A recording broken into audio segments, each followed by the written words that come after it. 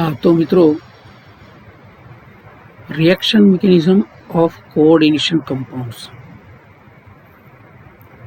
Reaction mechanism of transition metal complexes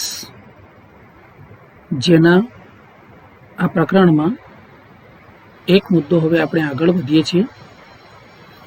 આ મુદ્દાનું નામ છે synthetic applications of trans effect. Synthetic application of trans effect, that means trans અસરનો ઉપયોગ. તો સંશ્લેષણમાં ટ્રાન્સ અસરનો ઉપયોગ કેવી રીતે કરવામાં આવે છે તેના વિશે આ લેક્ચરમાં આપણે સવિસ્તર અભ્યાસ કરીએ. મિત્રો, થોડોક ઊંડાણપૂર્વક અભ્યાસ કરતા આપણે આગળ વધીએ છીએ. Synthetic applications of trans effect. તો ટ્રાન્સ અસરનો ઉપયોગ કરીને ઇન્ડસ્ટ્રીમાં વેરાયટી ઓફ કોમ્પ્લેક્સીસ સિન્થેસાઇઝ કેવી રીતે કરવામાં આવે છે તેના વિશે આપણે જોવા માંગીએ છીએ. The phenomenon of trans effect can be utilized for the synthesis of isomeric compounds. મિત્રો, ટ્રાન્સ અસરનો ઉપયોગ કરીને ઇન્ડસ્ટ્રીમાં મેં કહ્યું એમ જુદા જુદા variety of complex compounds, isomeric compounds, એકબીજાના સમઘટક હોય એવા પદાર્થો બનાવી શકાય છે. The trans effect is increasing in the order of NO2, Cl, NH3. મિત્રો, અહીંયા જે ઉદાહરણ આપ્યું છે એ ઉદાહરણની વાત કરું તો સૌથી પ્રબળ લિગેન્ડ NO2 માઇનસ છે, ત્યાર પછી Cl માઇનસની ટ્રાન્સઅસર પ્રબળ છે અને સૌથી ટ્રાન્સઅસર ઓછી પ્રબળ NH3ની છે. Hence, the synthesis of cis and trans isomer can be followed as. आप જોઈ શકો છો, when we start from PtCl4 minus as initial compound, જો આપણે શરૂઆતમાં મુખ્ય પદાર્થ તરીકે PtCl4 minus નામનો કોમ્પ્લેક્સ લઈ અને જુદા જુદા સમઘટકો બનાવવાનો પ્રયત્ન કરીએ તો આપ જોઈ શકો છો ક્રમશઃ NH3 ઉમેરવાથી આપણને જે પ્રોડક્ટ મળે છે એવી જ પ્રોડક્ટ ક્રમશઃ NO2 ઉમેરવાથી પણ મળે છે. પરંતુ બંનેમાં ફેર એટલો છે કે બંને જુદા જુદા આઇસોમર્સ બને છે. રાઈટ? આપ જોઈ શકો છો અહીંયા NH3 છે, અહીંયા NO2 છે. મતલબ NH3 અને NO2 સિસ પોઝિશનમાં મળે છે, જ્યારે અહીંયા NO2 અને NH3 ટ્રાન્સ પોઝિશનમાં મળે છે. તો શરૂઆત કરીએ આપણે PtCl4 માઇનસ, જેમાં શરૂઆતનો પ્રથમ તબક્કો જેમાં આપણે NH3 ઉમેરીને કરીએ છીએ અથવા NO2 ઉમેરીને કરીએ છીએ, પણ પ્રક્રિયાના બંને પ્રથમ તબક્કા જે છે એ સમાન છે, કારણ કે અહીંયા ચારે ચાર Cl લિગેન્ડ છે. એટલે કોઈપણ સ્થાન ઉપર NH3 અને અહીંયા કોઈપણ સ્થાન ઉપર NO2 જોઈન્ટ થઈ શકે છે. પરંતુ પ્રક્રિયાના બીજા તબક્કામાં આપ જોશો તો આપ જોઈ શકો છો અહીંયા 3 Cl લિગેન્ડ છે, જે પૈકીનો NH3ની ટ્રાન્સ પોઝિશનમાં એક Cl અને આ બે Cl બંને સામસામે છે. રાઈટ? હવે જો એમાં NO2 માઇનસ દાખલ કરવામાં આવે તો Clની પ્રબળ ટ્રાન્સ અસર આપ જોઈ શકો છો આ સિરીઝમાં NH3 કરતાં Cl માઇનસની ટ્રાન્સ અસર પ્રબળ છે, એટલે આ Clની સામેનો NO2 આપણને અહીંયા મળશે અને અહીંથી એક Cl માઇનસ વિસ્થાપિત થઈ જાય છે, દૂર થઈ જાય છે. રાઈટ? એટલે કે સિસ નિપજ મળે છે આપણને. પરંતુ અહીંયા જોઈશું તો એક વખત પ્રક્રિયાના પ્રથમ તબક્કામાં NO2 દાખલ થઈ ગયા પછી આપ આ સિરીઝમાં જોઈ શકો છો સૌથી પ્રબળ ટ્રાન્સ પ્રેરક લિગેન્ડ NO2 માઇનસ છે. એટલે પ્રક્રિયાના બીજા તબક્કામાં NO2ની સામેનો Cl દૂર થશે અને ત્યાં NH3 લાગે છે. એટલે આ તબક્કામાં આપણને ટ્રાન્સ નિપજ મળે છે. પણ આવા સિસ અને trans isomers can be produced by the use of trans effect. So it is called the synthetic application of trans effect.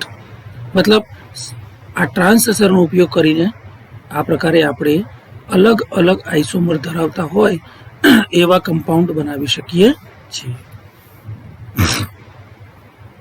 હવે આપ જોઈ શકો છો PtCl2 NO2 NH3 કમ્પાઉન્ડ જે છે એના આ સીસ અને ટ્રાન્સ આઇસોમર કયા નિયમના આધારે બને છે એનું અહીંયા વર્ણન કરવામાં આવ્યું છે.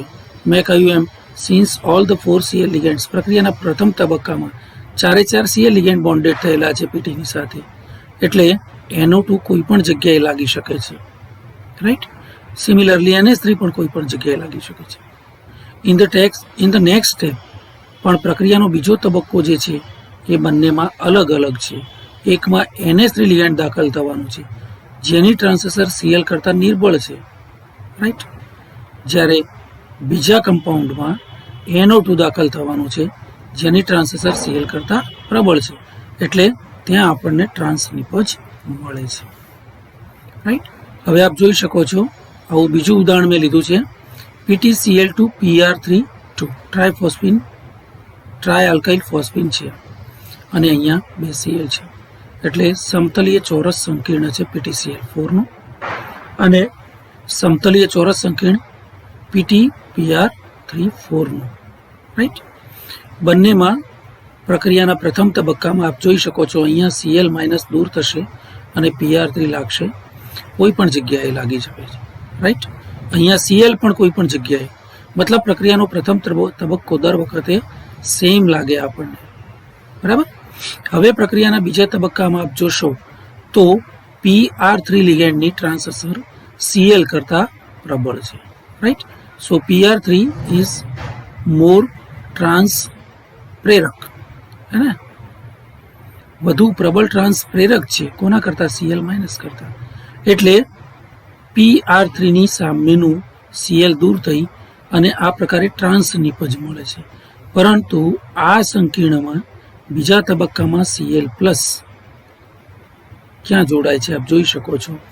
PR3 ને સામેના PR3 ને દૂર કરી અને ત્યાં Cl જોડાય છે, એટલે કે સીસ નિપજ મળે છે, રાઈટ. સિમિલરલી અહીંયા કાર્બન મોનોક્સાઇડ લિગેન્ડ અને NH3, જેમાં કાર્બન મોનોક્સાઇડ પ્રબળ લિગેન્ડ છે અને NH3 નિર્બળ લિગેન્ડ છે, ઓકે.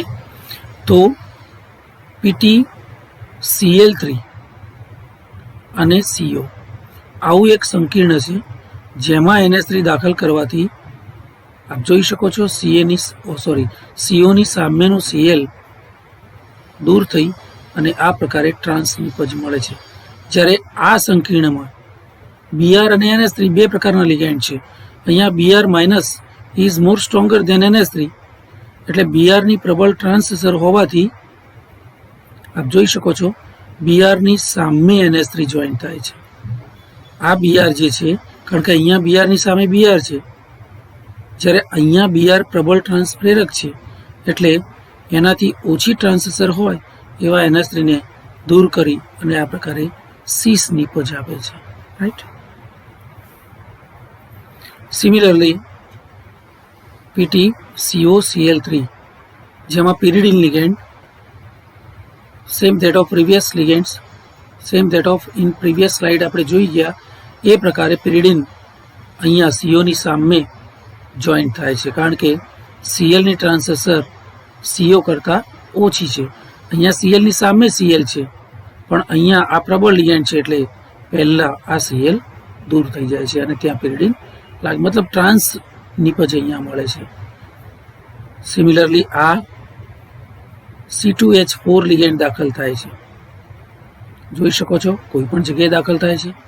પ્રક્રિયાના બીજા તબક્કામાં NH3 લિગેન્ડ C2H4 ની ટ્રાન્સેસર Cl કરતાં પ્રબળ છે, એટલે C2H4 ની સામે નો Cl દૂર થાય છે અને ત્યાં NH3 જોઈન્ટ થાય છે. જ્યારે આ કિસ્સામાં NH3 જે છે એની ટ્રાન્સેસર Cl કરતાં નિર્બળ છે, Cl ની ટ્રાન્સેસર પ્રબળ છે, એટલે Cl ની સામેનું Cl દૂર થશે અને ત્યાં C2H4 લાગે છે, રાઈટ. તો અહીંયા ટ્રાન્સ અને સીસ નિપજ આ પ્રકારે મળે છે. મિત્રો, આ બધા ઉદાહરણોમાંથી આપ જોઈ શકો છો કે જુદી જુદી પ્રકારના સમઘટકો એકના એક પદાર્થના અલગ અલગ આઇસોમર્સ આપણે ટ્રાન્સ અસરની મદદથી બનાવી શકીએ છીએ. અહીંયા ફક્ત Cl અને NH3 જે અગાઉની સ્લાઇડોમાં અને અગાઉના લેક્ચર્સમાં પણ આપણે બહુ ડિસ્કસ કરી ગયા છીએ. Clની ટ્રાન્સ અસર NH3 કરતાં પ્રબળ છે, એટલે પ્રથમ તબક્કામાં NH3 કોઈ પણ જગ્યાએ લાગે છે. જ્યારે પ્રક્રિયાના બીજા તબક્કામાં Clની ટ્રાન્સ અસર NH3 કરતાં પ્રબળ છે, એટલે Clની સામે Cl દૂર થાય અને સીસ નિપજ મળે છે. જ્યારે અહીંયા PTNH3 જેમાં Cl પ્રથમ તબક્કામાં ગમે ત્યાં લાગે છે, પરંતુ બીજા તબક્કામાં આપ જોઈ શકો છો Clની ટ્રાન્સ અસર પ્રબળ છે NH3 કરતાં, એટલે Clની સામેનું NH3 દૂર થવાની જગ્યાએ Clની સામેનું NH3 દૂર થઈ અને ત્યાં Cl દાખલ થાય છે અને આ પ્રકારે ટ્રાન્સ નિપજ મળે છે. જોઈ શકો છો આપ PT3NH3 લિગેન્ડ છે અને એક Cl છે, જેમાં Clની ટ્રાન્સ અસર NH3 કરતાં પ્રબળ છે, એટલે NH3ની સામે Cl દાખલ થાય છે. તો મિત્રો, આ પ્રકારે આપણે ટ્રાન્સ અસરનો ઉપયોગ કરી અને ઇન્ડસ્ટ્રીમાં જુદા જુદા સિન્થેટિક કમ્પાઉન્ડ્સ અથવા જુદા જુદા આઇસોમર્સ બનાવી શકીએ છીએ. વારે વારે આ વિડીયોઝ જોવાથી આપ ટ્રાન્સ અસરની સાંશ્લેષિક ઉપયોગિતામાં ખૂબ પાવરફુલ થશો. Thank you.